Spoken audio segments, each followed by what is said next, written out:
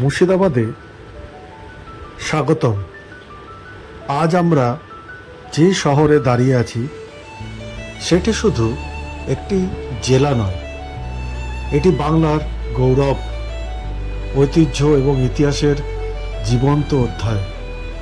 একসময় সমগ্র বাংলার রাজধানী ছিল এই মুর্শিদাবাদ।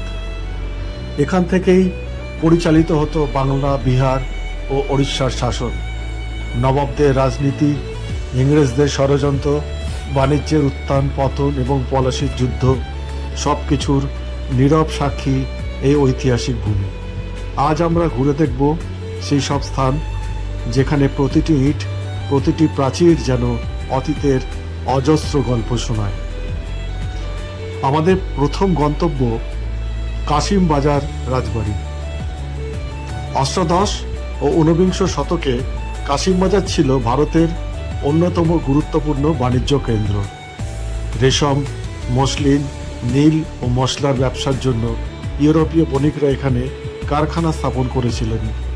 সেই সময় কাশিম বাজার রাজপরিবার বাংলার অন্যতম ধনী ও প্রভাবশালী জমিদার পরিবার হিসেবে পরিচিত ছিলেন। এই রাজবাড়িতে প্রবেশ করলেই চোখে পড়বে ইউরোপীয় ও ভারতীয় স্থাপত্য শৈলীর অসাধারণ সমন্বয়। বিশাল স্তম্ভ, রাজকীয় দরবার হল, প্রশস্ত বারান্দা এবং মনোরম বাগান আজও সেই ঐশ্বর্যের সাক্ষ্য বহন করে। ব্রিটিশ গভর্নর, নবাব এবং বিদেশি অতিথিদের বহু গুরুত্বপূর্ণ বৈঠক এই প্রাসাদেই অনুষ্ঠিত হতো। ঐতিহাসিক এই প্রাসাদ ইতিহাস প্রেমীদের কাছে যেন বাংলার জমিদারি যুগের এক জীবন্ত দলিল।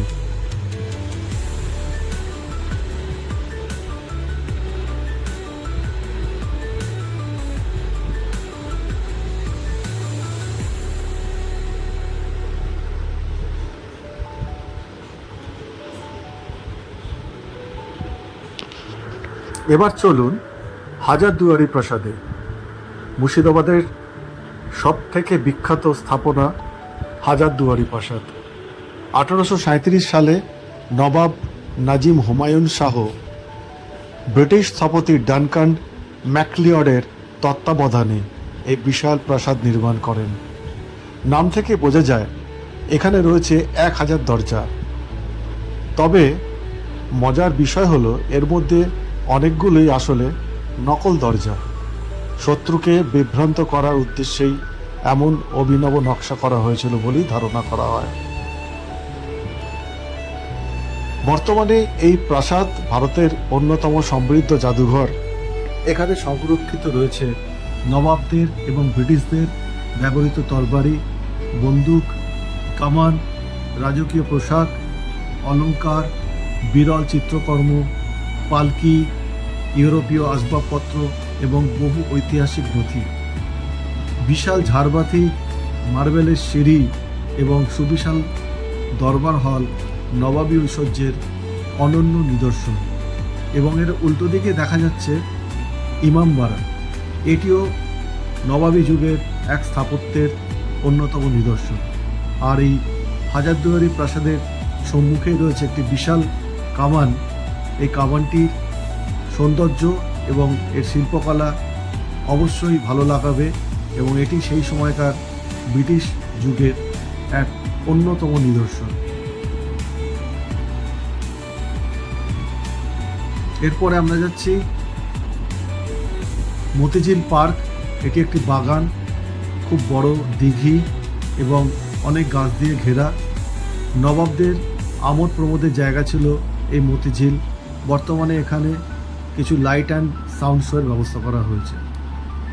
এরপরে আমাদের গন্তব্য জগৎ শেঠের বাড়ি ও তার মিউজিয়াম।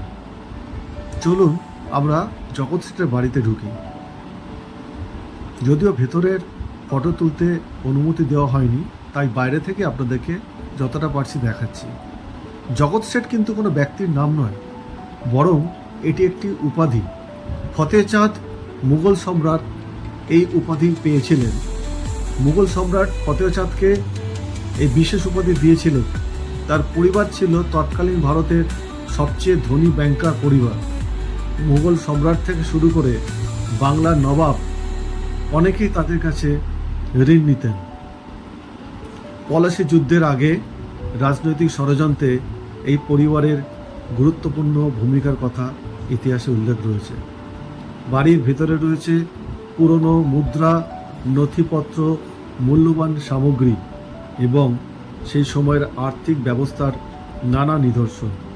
এখানে তাড়ালে বোঝা যায় অর্থশক্তি কিভাবে রাজনীতির গতিপথ বদলে দিতে পারে।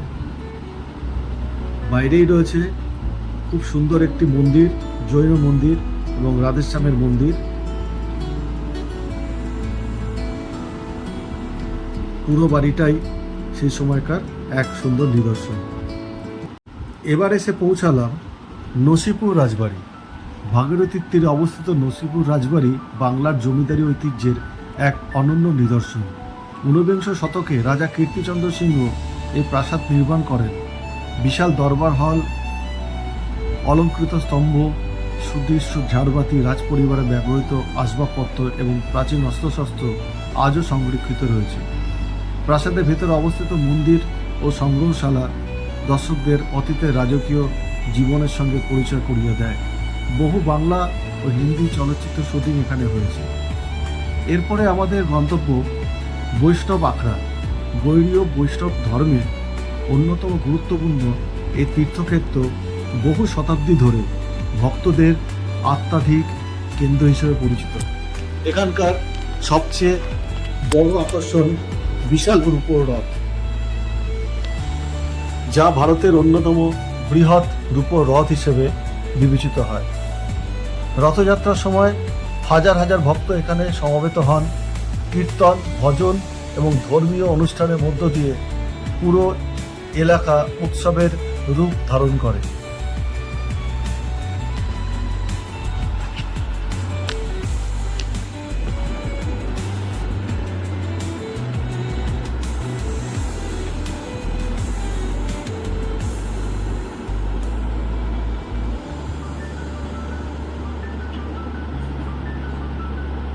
আমরা এখন ঘুরে দেখছি এই বৈষ্ণব আখড়ার আভ্যন্তরীণ বিভিন্ন ভগবানের মূর্তি এবং মন্দিরের শিল্পকার্য।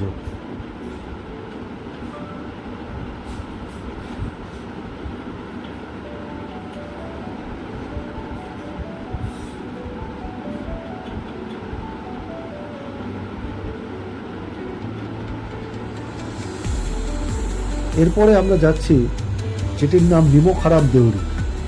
এই ঐতিহাসিক প্রবেশদ্বারটির নাম শুনলেই ইতিহাসের এক বেদনাদায়ক অধ্যায় মনে পড়ে। জনশ্রুতি অনুযায়ী পলাশী যুদ্ধের আগে মির্জাপুরের সঙ্গে ইংরেজদের গোপন বৈঠক এখানে হয়েছিল, তাই এই জায়গার নাম নিমখারাম দেউরি।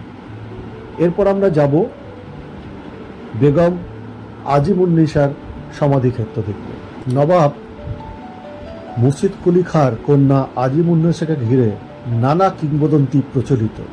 তার সমাধির ওপর দিয়ে হেঁটে যাওয়ার বিশেষ প্রথা আজও বহু মানুষ পালন করেন। এরপর আমরা যাব কাটরা মসজিদ।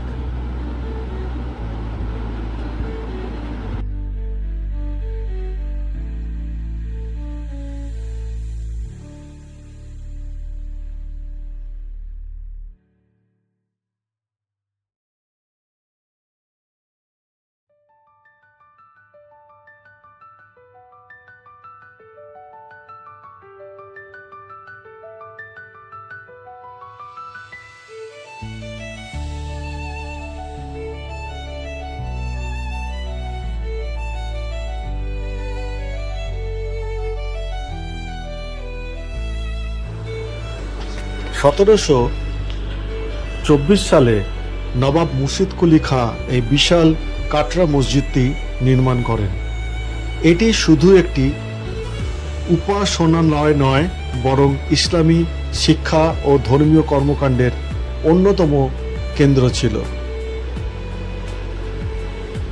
একসময় এখানে অসংখ্য ছাত্র ধর্মীয় শিক্ষা গ্রহণ করতেন।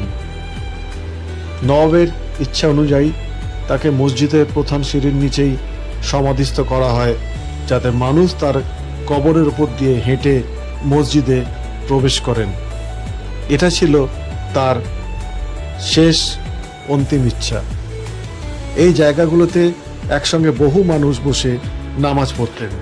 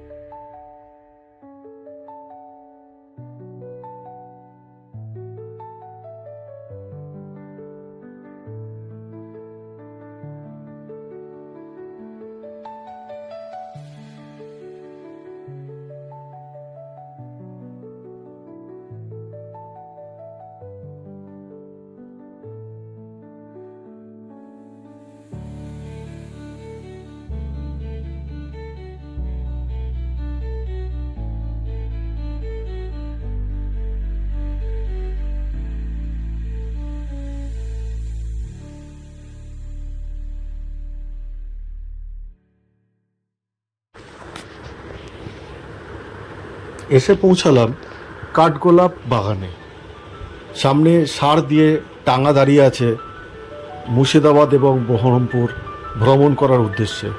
এই টাঙায় চড়ে মুর্শিদাবাদ ভ্রমণ অত্যন্ত মজার এবং আনন্দের এক ভ্রমণ হতে পারে। কাঠগোলা বাগান আসলে একটি বিশাল ঐতিহাসিক এস্টেট। জৈন ব্যবসায়ী দুগ্গার পরিবারের নির্মিত এই প্রাসাদের প্রতিটা অংশে ইউরোপীয় স্থাপত্যের ছাপ স্পষ্ট।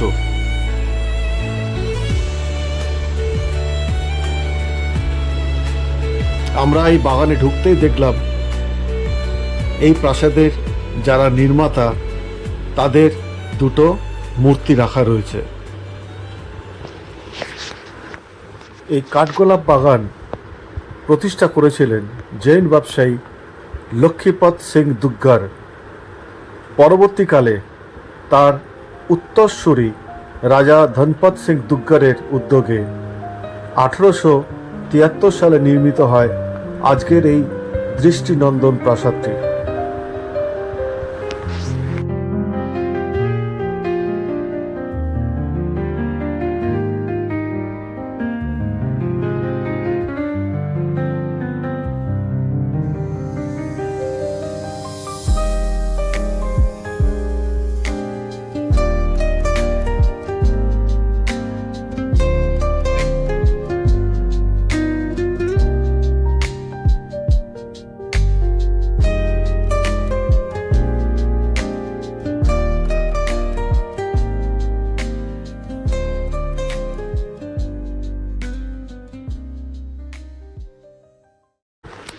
সেই সময় দুগ্গার পরিবার রেশম, নীল, শস্য ও বিভিন্ন পণ্যের ব্যবসায় বিপুল সম্পত্তির অধিকারী হয়েছিলেন এবং মুর্শিদাবাদের অন্যতম প্রভাবশালী ব্যবসায়ী পরিবার হিসেবে পরিচিতি লাভ করেন।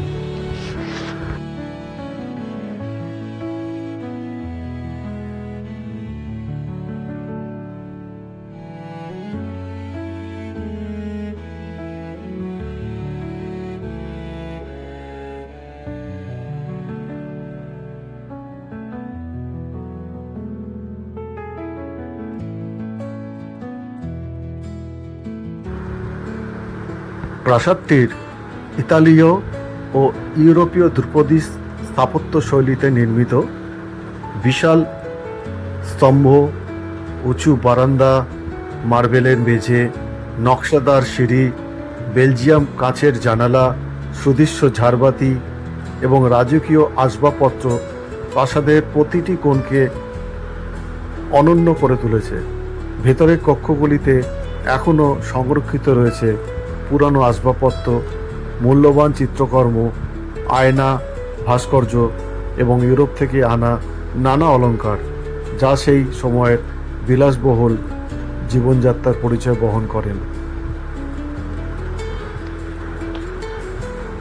প্রাসাদের চারপাশে বিস্তৃত রয়েছে প্রায় 30 একর জুড়ে সবুজে ঘেরা বাগান। নানা প্রজাতির ফুল, শতবর্ষী গাছ, পরিচর্যায় গড়ে ওঠা লন, জলাধার, মন্দির, ফোয়ারা এবং মনোরম পথচলা এই বাগানকে এক শান্ত রাজকীয় পরিবেশ দিয়েছে। বলা হয় অতীতে এখানে অতিথিদের জন্য আয়োজিত হতো জাঁকজমকপূর্ণ সংবর্ধনা ও সাংস্কৃতিক অনুষ্ঠান। এই এস্টেটের আরেকটি গুরুত্বপূর্ণ আকর্ষণ হলো আদিনাথ জৈন মন্দির।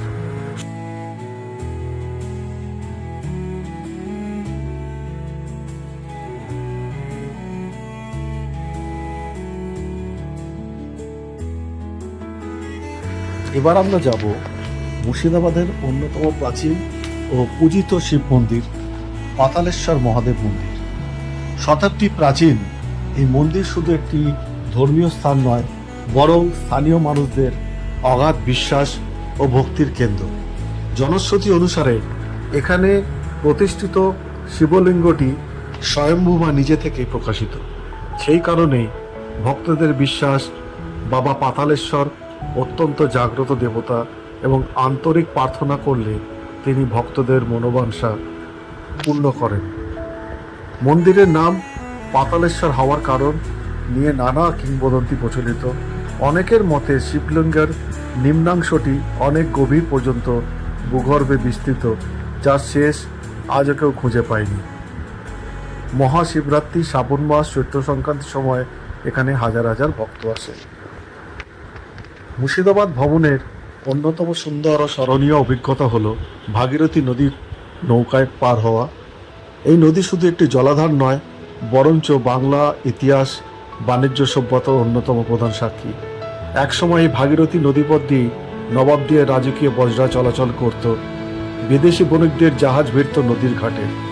আজও লালবাগ ঘাট থেকে নৌকায় উঠলে সেই ইতিহাস চোখে পড়ে।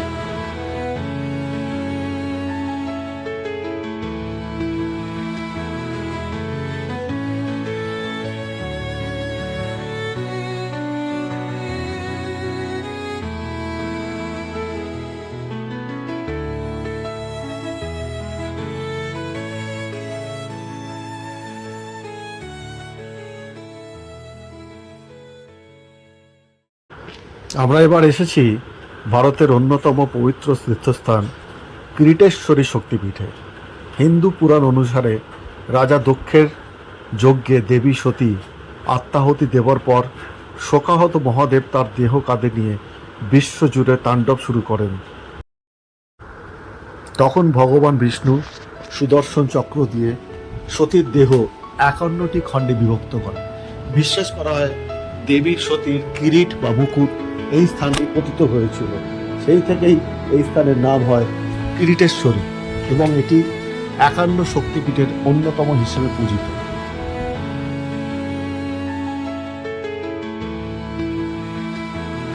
বর্তমান মন্দির বহুবার সংস্কার করা হলেও এর আধ্যাত্মিক গুরুত্ব আজও অটুট। এখানে দেবীকে মাতৃরূপে পুজো করা হয়। দুর্গা পুজো, কালী পুজো, অমাবস্যা এবং বিশেষ তিথিতে হাজার হাজার ভক্ত দর্শন করতে আসেন। কথিত আছে নবাব মির্জাফর মৃত্যুর আগে এখানকার দেবীর চরণামৃত গ্রহণ করেছিল। এই ঘটনায় মন্দিরটির ঐতিহাসিক গুরুত্ব আরও বাড়িয়ে দিয়েছে। শান্ত পরিবেশ, প্রাচীন ঐতিহ্য এবং ভক্তিময় আবহ এই শক্তিপীঠকে মুর্শিদাবাদের অন্যতম প্রধান ধর্মীয় আকর্ষণে পরিণত করেছে। তাই এই মন্দিরটি গত 2 বছর আগে ইউনেস্কো ওয়ার্ল্ড হেরিটেজের আখ্যা পেয়েছে। এই মন্দিরের পাশেই আছে একটি গুপ্ত কিরিটেশ্বরী মন্দির, যেখানে আমরা ঘুরে দেখলাম এটি একটি অতি প্রাচীন মন্দির। এরপর আমরা যাচ্ছি দাহাপাড়া জগৎবন্ধু ধাম। এটি শ্রী শ্রী জগৎবন্ধু সুন্দরের স্মৃতি বিজড়িত এক পবিত্র আশ্রম। ঊনবিংশ শতাব্দীর শেষ ভাগে তিনি বৈষ্ণব ধর্মের প্রেম, মানবতা ও নাম সংকীর্তনে আদর্শ প্রচার করেন। তার ভক্তরা তাকে ঈশ্বরের অবতার হিসেবে শ্রদ্ধা করেন। আজ এই ধাম দেশ বিদেশের অসংখ্য ভক্তের কাছে এক গুরুত্বপূর্ণ তীর্থস্থান। প্রতিদিন এখানে নাম সংকীর্তন, ভজন, ধর্মীয় আলোচনা ও প্রসাদ বিতরণের আয়োজন করা হয়। দোলযাত্রা, রাস পূর্ণিমা এবং জগৎবন্ধু আবির্ভাব দিবসে হাজার হাজার ভক্তের সমাগম ঘটে এইখানে। এরপর আমরা যাচ্ছি খোশবাগ। চলুন ইতিহাসের এক আবেগঘন অধ্যায়ের সাক্ষী হয়ে খোশবাগ দেখতে। ভাগীরথী নদীর পশ্চিম তীরে অবস্থিত এই বিশাল বাগানটি প্রতিষ্ঠা করেছিলেন বাংলার নবাব আলীবর্দী খাঁ। পারস্যের চারবাগ শৈলীতে নির্মিত এই সমাধিক্ষেত্র একসময় সুগন্ধি ফুল, ফলের গাছ এবং ছায়া ঘেরা পথ দিয়ে সাজানো ছিল। খোশবাগ শব্দের অর্থই হলো আনন্দের বাগান। এই বাগানের মধ্যে নীরবে চিরনিদ্রায় শায়িত রয়েছেন বাংলার শেষ স্বাধীন নবাব সিরাজদৌল্লা, তার স্ত্রী লুৎফুন্নিসা বেগম। এছাড়া রয়েছেন নবাব আলীবর্দী খাঁ, তার মা এবং নবাব পরিবারের আরও অনেক সদস্য। 1757 সালের পলাশির যুদ্ধের পর সিরাজদৌল্লাকে বন্দি করে নির্মমভাবে হত্যা করা হয়। পরে তার মরদেহ এখানে এনে সমাধিস্থ করা হয়। ইতিহাসের সেই করুণ ঘটনার সাক্ষী হয়ে আজ নীরবে দাঁড়িয়ে আছে খোশবাগ। চারদিকে উঁচু প্রাচীর, শতবর্ষী আম ও কাঁঠালের গাছ, পাখির ডাক আর গভীর নীরবতা, সব মিলিয়ে এখানকার পরিবেশ অত্যন্ত আবেগময়। এখানে দাঁড়ালে আজও মনে হয় বাংলার স্বাধীনতার শেষ অধ্যায় যেন এখনো বাতাসে ভেসে বেড়াচ্ছে।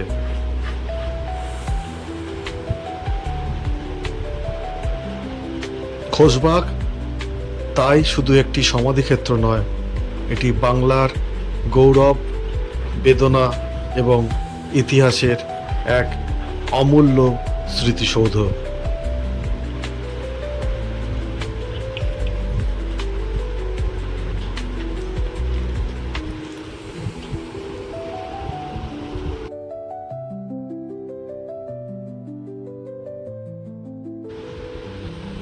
আজও নবাব সিরাজদৌল্লার সমাধিটি অত্যন্ত সাধারণ, কোনো জাঁকজমকপূর্ণ সৌধ নয়, বরং সাদামাটা এক কবর, যা যেন মনে করিয়ে দেয় ক্ষমতা ও ঐশ্বর্য ক্ষণস্থায়ী, কিন্তু ইতিহাস চিরস্থায়ী। এখানেই সমাধিস্থ রয়েছেন বাংলার অন্যতম স্বাধীন নবাব সিরাজদৌল্লা, অন্যতম শ্রেষ্ঠ শাসক নবাব আলীবর্দী খাঁ, যিনি দীর্ঘদিন মারাঠা আক্রমণের বিরুদ্ধে বাংলাকে রক্ষা করেছিলেন। এছাড়াও রয়েছে লুৎফুন্নিসা বেগম, যিনি শেষ মুহূর্ত পর্যন্ত সিরাজউদ্দৌলার প্রতি অনুগত ছিলেন। ইতিহাসে উল্লেখ আছে তিনি দীর্ঘদিন ধরে স্বামীর সমাধিতে প্রতিদিন প্রদীপ জ্বালাতেন এবং জীবনের শেষ পর্যন্ত তার স্মৃতিকে আগলে রেখেছিলেন। নবাব পরিবারের আরও বহু সদস্যের কবর এই সমাধিক্ষেত্রে রয়েছে। খোশবাগে পৌঁছানোর জন্য আজও অনেক দর্শনার্থী ভাগীরথী নদী নৌকায় পার হয়ে আসেন। এই নদীপথেই একসময় নবাবদের রাজকীয় নৌবহর চলাচল করত। নদী পার হয়ে যখন এই নীরব বাগানে প্রবেশ করবেন, তখন আপনাকে যেন ইতিহাস আবার অন্য জগতে নিয়ে যাবে। এবার এসেছি আমরা জাহানকোষ কামানটি দেখতে। 1637 খ্রিস্টাব্দে মুঘল সম্রাট শাহজাহানের শাসনকালে এই কামানটি নির্মিত হয়। এটি জাহাঙ্গীরনগরে, বর্তমান ঢাকায়, বিখ্যাত বাঙালি কামার জনার্দন কর্মকার বানিয়েছিলেন। জাহানকোষা কামানটি 17 ফুট 6 ইঞ্চি দীর্ঘ এবং 7 টনের বেশি ভারী। কামানটি তৈরি করা হয়েছিল অষ্টধাতু দিয়ে, সোনা, রূপা, তামা, লোহা, দস্তা, টিন ইত্যাদি দিয়ে। ইতিহাসবিদদের মতে কামান থেকে একবার গোলা ছুটতে প্রয়োজন হতো 17 কিলোগ্রাম বারুদ। মুর্শিদাবাদ ভ্রমণের শেষ পর্যায়ে আমাদের গন্তব্য বড়নগর। আজিমগঞ্জের বড়নগর এক বিশেষ জায়গা। অষ্টাদশ শতকে নাটোরের মহারানী ভবানী এখানে একাধিক টেরাকোটার মন্দির নির্মাণ করেন। এর মধ্যে চারবাংলার মন্দির সবচেয়ে বিখ্যাত। পোড়ামাটির সূক্ষ্ম কারুকার্যে রামায়ণ, মহাভারত, কৃষ্ণলীলা ও সামাজিক জীবন্ত বিভিন্ন ঘটনা, শিকার, নৌযাত্রা এবং বাংলার লোক সংস্কৃতির অসংখ্য দৃশ্য এখানে ফুটে তুলেছে। বাংলার টেরাকোটা শিল্পকলার অন্যতম শ্রেষ্ঠ নিদর্শন হিসেবে এটি আজও শিল্পপ্রেমী ও গবেষকদের বিশেষভাবে দৃষ্টি আকর্ষণ করে।